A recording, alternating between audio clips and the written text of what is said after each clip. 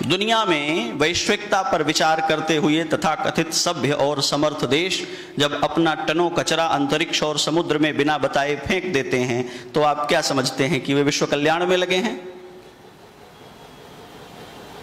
और सबसे ज्यादा चिंता उनको है जो लोग धरती के ग्लोब के तप जाने की चिंता कर रहे हैं। असल में इसे तपाने में सबसे ज्यादा ईंधन उन्हीं ने उत्सर्जित किया है, जलाया है।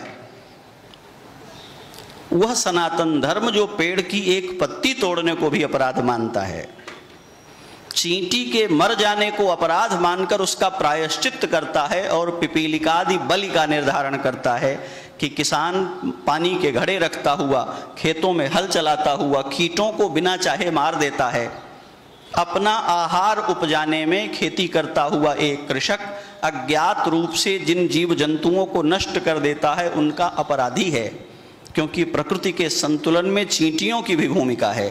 तो सनातन धर्म कहता है प्रायश्चित करो और उपजाए हुए अन्न का आटा बना करके चींटियों की बांबियों पर गिराओ और उनके वंश की रक्षा करो। और ये पीढ़ियों से अशिक्षित भारत की माताएं करती चली आ रही हैं। ये सनातन की विश्व दृष्टि है। सनातन विश्व को परिभाषित करता है तो अपने आराध्य नारायण के 1000 नामों में पहला नाम विश्व रखता है।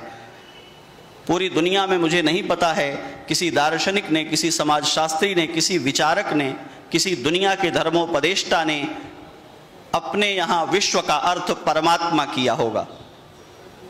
और दुनिया की किसी भाषा में यदि विश्व का अर्थ परमात्मा होता हो तो आप लोग पढ़कर बताएंगे।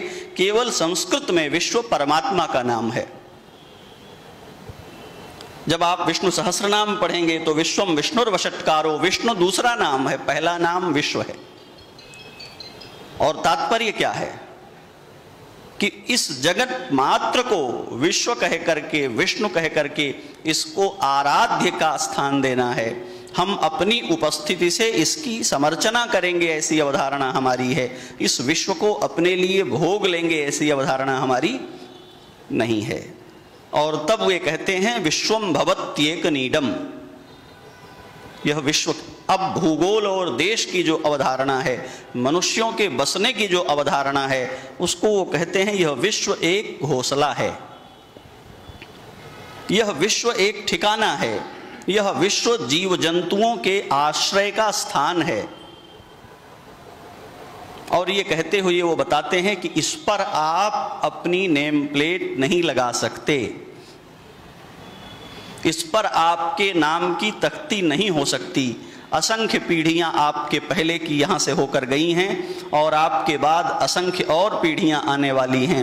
आपको अधिकार नहीं है कि आप इस पर कहीं अपना नाम चस्पा कर दें या इस विश्व को अपनी सुविधा में आकारित करने के लिए विरूपण करें। ये सनातन है। वो कहता है कि तुम्हारे आने के पहले असंख्य लोग ऐसे हो गए हैं। वो कहता है इस सृष्टि के होने के पहले भी ऐसी ही एक सृष्टि थी।